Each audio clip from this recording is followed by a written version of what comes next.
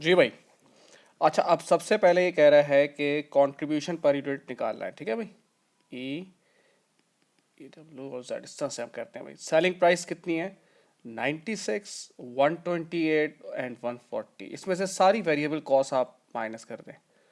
Direct material है 4+ kilo और 7 kilo use हुआ है, तो उसका होगा 7 × 4 28। सेम ऐसे ही इसका होगा 4 × 9, 9 4 36 और फिर 15 × 4, तो ये हो जाएगा आपका 60।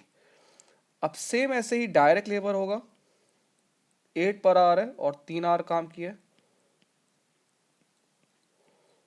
सेम ऐसे ही भाई 8 और 4, 8 और 4 32।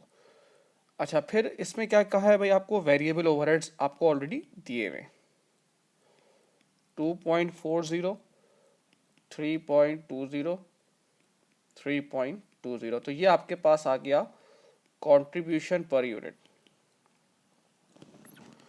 41.6, 56.80, 44.8। ठीक है। अब वो कह रहा है कि इसका आप टोटल प्रॉफिट निकाल दें। ठीक है भाई। ई डब्ल्यू सेट ई के कितने यूनिट सेल हो रहे हैं भाई? देख लें भाई, 100, 120 और 100, 120 और 60। और कंट्रीब्यूशन पर यूनिट बता दें भाई, 41.6, 56.8 और 44.8। तो ये आ जाएगा आपके पास 4160, 6816, 2680। तो टोटल कंट्रीब्यूशन आ गया 13664। इसमें से मैं क्या माइनस करूंगा भाई? Fix cost. फिक्स कॉस्ट कितनी है? 10। ठीक है, 100 × 10 ई की हो गई। 120 यूनिट्स हैं, उसकी कितनी है भाई? 25, 3000। और जेड का है 60 और कितनी है फिक्स कॉस्ट? उसकी है 50, 3000। तो ये आ जाएगी आपकी 7000। तो प्रॉफिट आ रहा है आपका 6664। ठीक है, 7000। ये देख लें भाई। अब वो कह रहा है कि इसमें आप बताएं मशीन आवर्स कितने रिक्वायर्ड होंगे ई डब्ल्यू और जेड में। ठीक है भाई। ई के यूनिट्स कितने हम बना रहे हैं? ई के यूनिट बना रहे हैं 100 और इसके मशीन आवर्स कितने? 1। तो ये हो जाएगा 100। डब्ल्यू के 120 यूनिट्स हैं, उसके मशीन आवर्स हैं 2.50। इसको उससे मल्टीप्लाई कर देंगे तो ये आ जाएगा 300।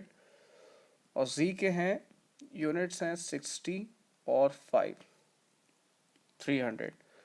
तो ये सब मिला के आपका आ जाएगा 700 जो है वो रिक्वायर्ड है मशीन आवर्स। अब वो लिमिटिंग फैक्टर कह रहा है कि मशीन आवर्स जो अवेलेबल हैं, मशीन आवर्स वो हैं 500। सही है ना? 500 मशीन आवर्स अवेलेबल हैं। अब लिमिटिंग फैक्टर का आपको डिसीजन करना है। कैसे करेंगे भाई? E W C. तो कंट्रीब्यूशन पर यूनिट हमने कितना निकाला था भाई? कंट्रीब्यूशन पर यूनिट हम लोगों ने निकाला था 41.6, 56.80 और 44.80।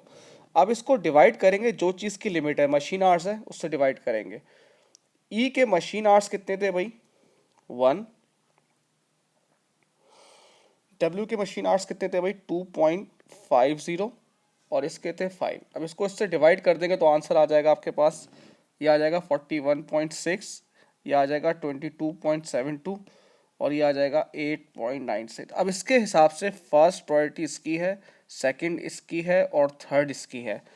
अब आप उसी तरीके के टेबल बना के कर लीजिएगा भाई।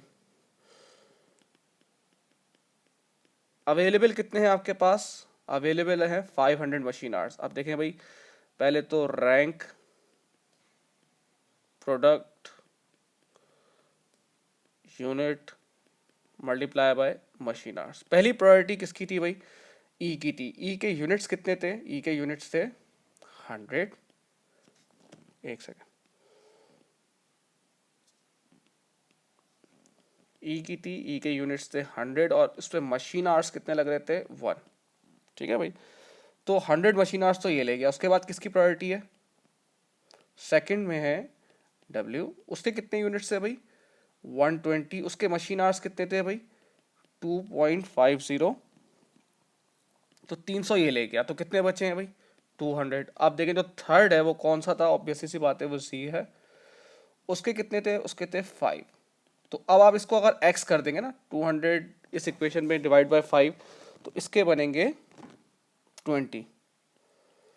तो ये है इसका। अब वो कह रहा है कि लिमिटिंग फैक्टर से प्रॉफिट निकालो। ठीक है भाई, E के बन रहे हैं 100, W के बन रहे हैं 120 और Z के बन रहे हैं, Z के बन रहे हैं 20। कॉन्ट्रीब्यूशन पर यूनिट निकाला हुआ था हमने, 41.6, 56.80 और 20 का आ रहा है 44.80। तो जब आप ये करेंगे तो टोटल कंट्रीब्यूशन इसका आपके पास आ जाएगा 11872। ठीक है भाई। ना fix cost remain the same, जो हम लोगों ने पिछले उसमें जो निकाली हुई थी वो थी हमारे। तो ये आ रहा है 4872, ये इसका प्रॉफिट आ गया। ठीक है भाई, थैंक यू।